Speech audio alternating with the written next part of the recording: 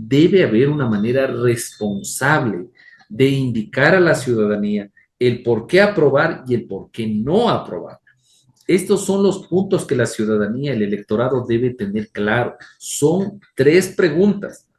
La cuarta es la pregunta de si está de acuerdo a que la Constitución sea netamente revisada, reformada, analizada por personas que conozcan de la Constitución. Es la que usted puede darse cuenta actualmente cómo ha sido mal utilizada. ¿Por qué lo digo esto como constitucionalista y catedrático universitario? El punto es que lo que hace un juez, porque recordemos, esto se basa también en la parte judicial, ejecutivo, administrativo, todo se basa a la Carta Magna. Muchas son las interpretaciones. Y la misma Corte Constitucional aplica interpretaciones. Cuando la Constitución manda, prohíbe y permite, y siguen delinquiendo. Por eso es lo que dicen, entran y salen como Pedro por su casa. ¿Por qué? Porque me dice claro el Código Penal y me ampara la Constitución. Este es uno de los ejemplos que debería reformarse de fondo el punto de que ya no pueden haber, o sea, personas privadas de su libertad con delitos que sean sancionados, sea con 1 año, con 6 meses de prisión, no puedan acogerse a un procedimiento abreviado de estar repitiendo los mismos delitos. 12 párrafos de una acción de protección. Esto es lo que muchos jueces se cogen de ello y se malinterpretan y salen, se presta para la delincuencia o mucha gente tener que abusar de este derecho constitucional. Para ir a la parte quizás medular. La política nos ha metido en una nueva encrucijada y en esta ocasión estamos hablando de que hay una alta probabilidad de que se pueda dar una asamblea constituyente, pero también se están haciendo algunos cambios de forma y de fondo en el ámbito constitucional. La narrativa es que ahora se va a un referéndum y en noviembre la gente va a tomar la decisión en esta especie de consulta.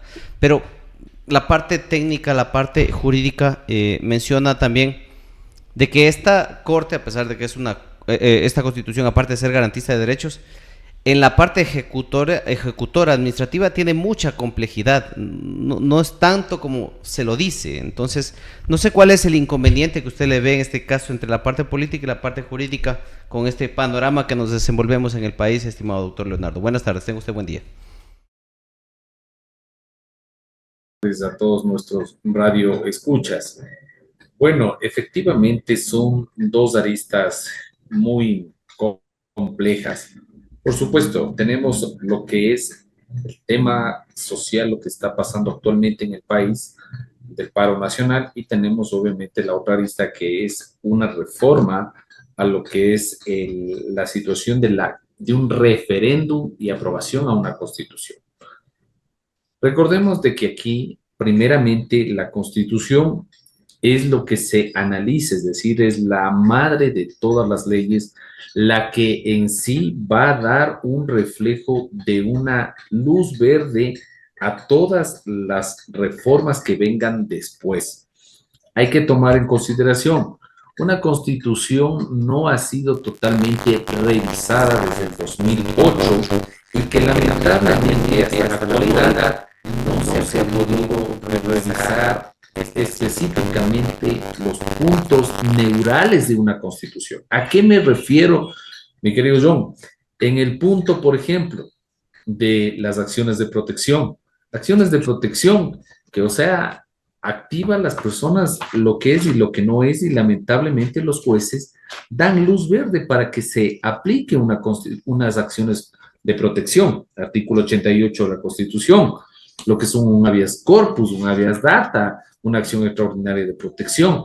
Pero si vemos, solamente usted ve, es un simple párrafo, pero que no tiene unos limitantes claros, por ejemplo, para hacer una reforma parcial o total de un articulado.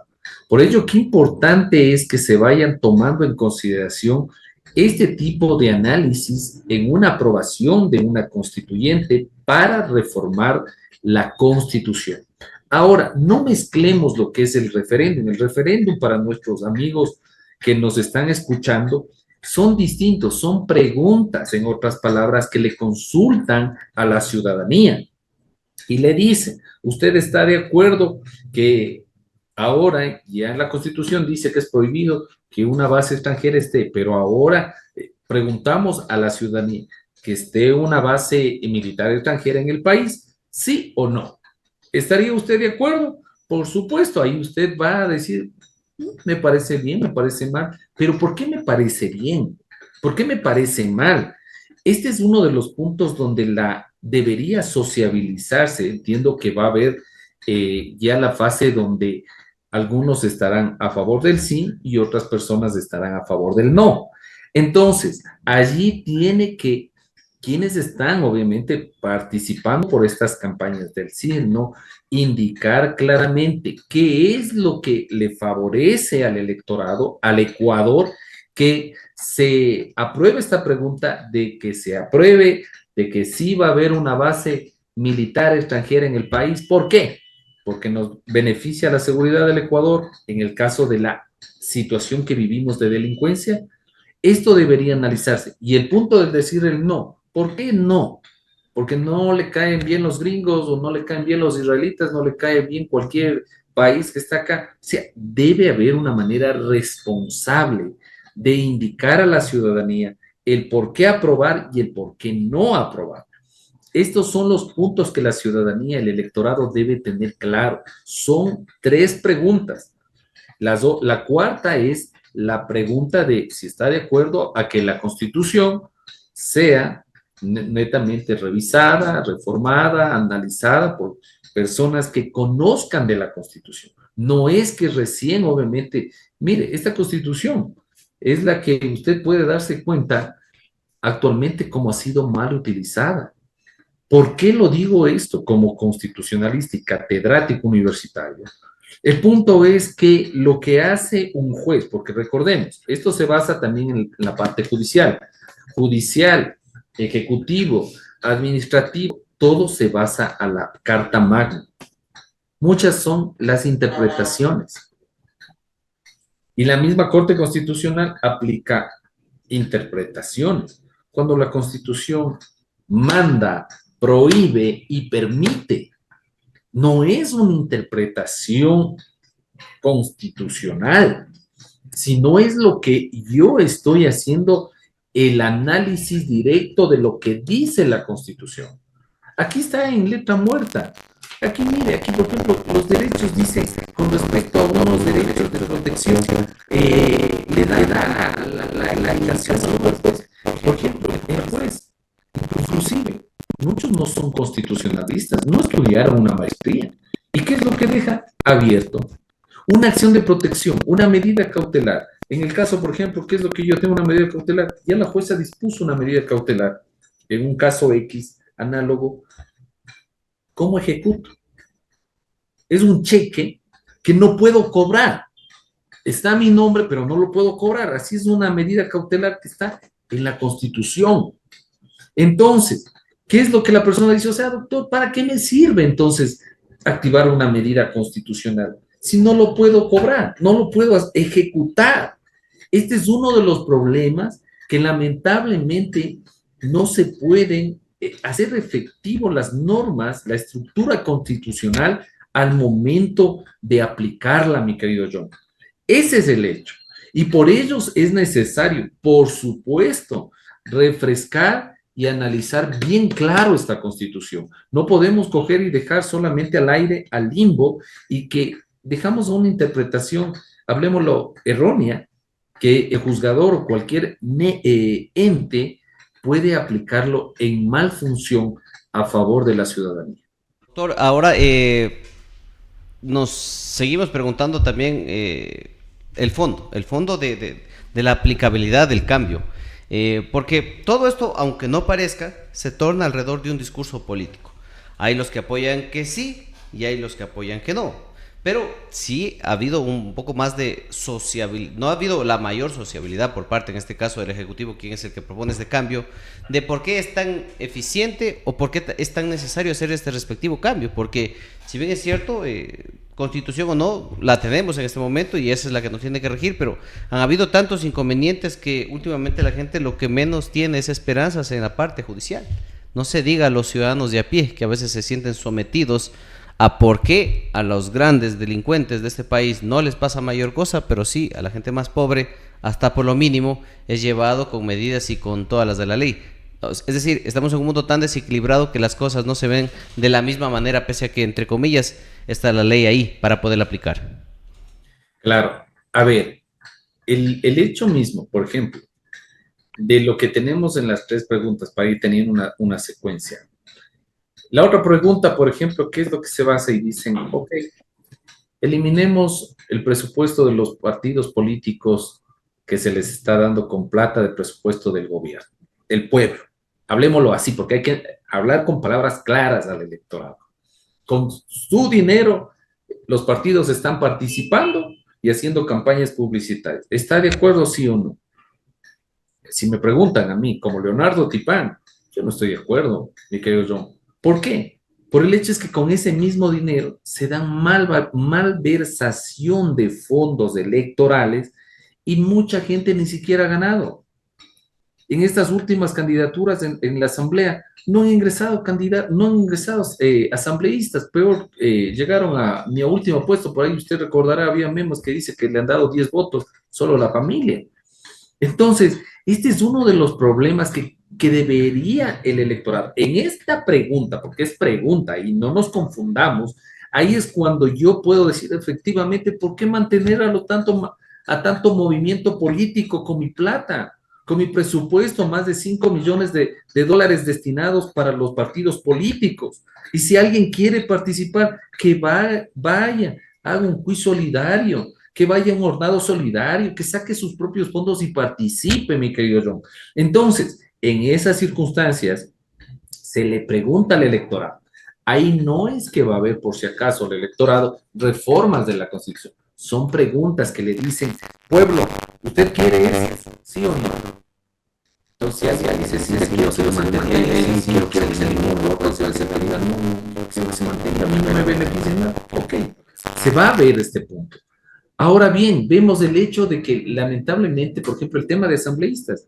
Mire, ahí están los asambleístas, el uno y el otro, como que nadie se pone de acuerdo. Por supuesto, usted no piensa igual que mí, yo no pienso igual que usted, el electorado que me está escuchando no piensan igual. En la asamblea no hay un consenso de legisladores que quieran aprobar un proyecto de ley, por ejemplo, a favor de la ciudadanía, reformas al Código Orgánico Integral Penal. No se pueden poner de acuerdo porque hay intereses oscuros. Usted verá lo que pasó con un asambleísta que quería más bien favorecerse por un tema de abuso sexual.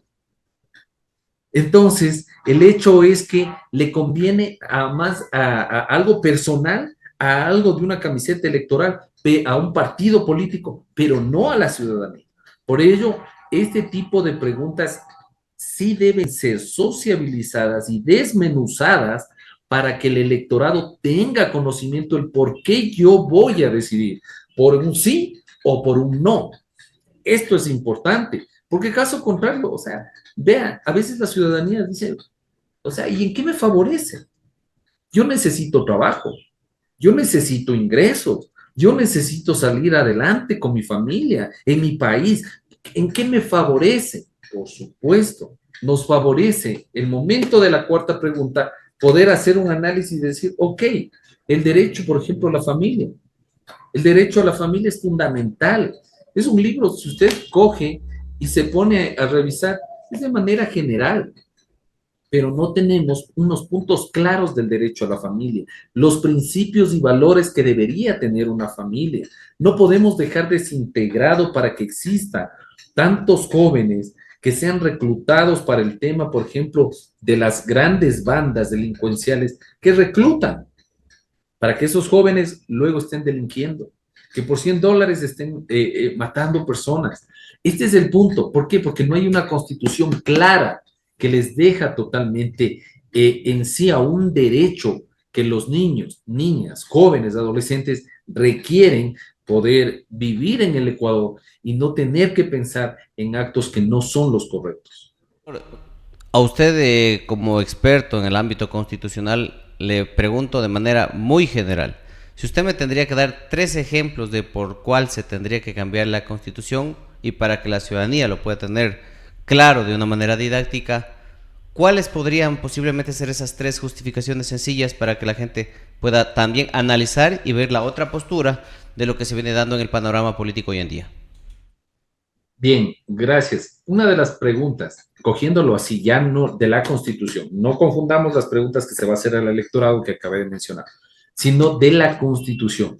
Uno, por ejemplo, el tema que debería eliminarse el derecho a un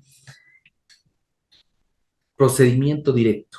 Usted me dirá, pero doctor, ¿en qué parte de la ley hay? No lo hay un procedimiento directo, pero lo dice usted, nadie puede ser discriminado por el delito que ha cometido. Nadie le puede discriminar. Pero ahora bien, se coge con el Código Orgánico Integral Penal. ¿Y qué me dice el Código Orgánico Integral Penal en la ley? Que me baso a la Constitución, cojo la Constitución y digo, toda persona puede cogerse el Código Penal, dice un procedimiento directo o un procedimiento abreviado. A un procedimiento abreviado, para que sepan nuestros radioescuchas, es aceptar la culpa y pedir perdón y reparar a la víctima. ¿Por qué? Porque me permite la Constitución. Ahora bien, si nosotros desbloqueáramos el tema de este candado constitucional, de que la persona que ha delinquido no puede andar acogiéndose a un procedimiento abreviado, es decir, pido perdón y de aquí en 15 días vuelvo a cometer el mismo delito. Vuelvo a robar su mismo ejemplo, su misma radio. Y me vuelvo a entrar la tercera vez porque no alcancé a llevarme los micrófonos y no llevé eso. Y vuelven a hacer este mismo modo operandi y siguen delinquiendo. Por eso es lo que dicen. Entran y salen como Pedro por su casa. ¿Por qué?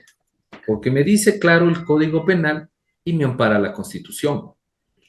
Este es uno de los ejemplos que debería reformarse de fondo el punto de que ya no pueden haber, o sea, personas privadas de su libertad con delitos que sean sancionados, sea con 1 año, con 6 meses de prisión, no puedan acogerse a un procedimiento abreviado de estar repitiendo los mismos delitos. Punto uno. Punto dos, el hecho, por ejemplo, de las famosas acciones de protección. Usted, como profesional en el medio de comunicación, ¿qué es lo que dicen actualmente? Usted ha visto en los medios, ¿qué es lo que dicen? Se acogió tal persona a una medida cautelar, se trasladó a otra cárcel, una acción de protección porque la persona fue desvinculada hace 15 años atrás y ahora vuelve a ocupar el cargo público. ¿Y quién tiene que pagar por todos sus sueldos? El Estado. ¿Por qué? Porque se acogió a una norma constitucional, una acción de protección o extraordinaria de protección o medida cautelar. Está mal. Aquí cogemos una acción de protección y me quedo John y a nuestra ciudadanía. Ustedes pueden googlear un poco, quienes ven, relativamente son 5 párrafos de, a lo mucho, me voy a dar el tiempo, vea, 1, 2, 3, 4, 5, 6, 7, 8, 9, 10, 11, 12 párrafos de una acción de protección. Esto es lo que muchos jueces se cogen de ello y se malinterpretan y salen, se presta para la delincuencia o mucha gente tener que abusar de este derecho constitucional. Ese es otro ejemplo. El punto del tercer ejemplo que usted me dice, doctor, para la ciudadanía, el punto del derecho de la familia, el punto del derecho de la familia. Yo no estoy en contra de ningún grupo LGBTI ni nada por el estilo, pero es la base fundamental de un matrimonio de hombre y mujer en la Constitución. Yo no puedo crear varias o confundir a la sociedad lo que es hombre y lo que es mujer. Debería ser tal cual claro y no dejarse abierto el hecho de coger y distorsionar puntos, porque inclusive, lamentablemente, ha habido temas de adopciones, inclusive, que la misma Constitución lo permite, adopciones, personas del mismo género, adoptar un niño, niña o adolescente. Estos son los hechos de diversidad de género que estén marcados aquí en la Constitución. donde debería analizarse, debería ponderarse este grupo, en caso de aprobarse la consulta popular por la aprobación a la Constitución de reformarse, debería haber todo un grupo de profesionales que de manera responsable, consciente y con conocimiento de causa, aplicar muy bien esta Constitución. Esto es la vida, la Constitución, la Carta Magna del Ecuador. Este es el corazón del Ecuador, porque caso contrario, si no hay esa responsabilidad, lamentablemente nuestro país volverá a caer en un caos. Bien, doctor, agradecerle por estar aquí conversando con nosotros en lo del Momento Loja. Le quiero dejar con su mensaje final y muy gentil porque esto abre también el debate y que la gente finalmente tome la última decisión. Ustedes, los protagonistas en este espacio informativo, son quienes le proveen de este análisis a la gente y finalmente el ciudadano será el que evaluará lo que ustedes dicen y obviamente lo que se trata aquí en lo del Momento Loja. Su mensaje final y, estimado abogado, nos vemos en una próxima ocasión. Mi mensaje final es que podamos hacer conciencia qué es lo que queremos para nuestro país, cómo es que queremos una nueva constitución desde el 2008 hasta la presente fecha, que podamos ser responsables en sí con nuestro último voto. No podemos ir por emociones, debemos ir por convicciones. Esa es mi reflexión para todos nuestros radioescuchas y agradecerle a usted por la cordial invitación.